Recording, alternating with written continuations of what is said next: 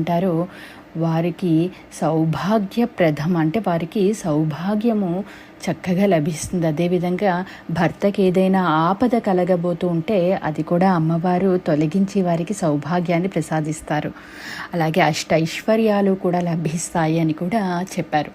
అయితే రోజు లలితా సహస్రనామం చదువుకోవడానికి సమయం లేదనుకున్నప్పుడు ఈ 25 నామాలని మనం చదువుకోవచ్చు. అంటే ఈ 25 నామాలు కూడా మనకి లలితా సహస్రనామంతో సమానము, తత్తుల్యం. మొదటిది ఈ 25 నామాలు కూడా లైన్గా చెప్తానండి, ఒక్కసారి గమనించండి.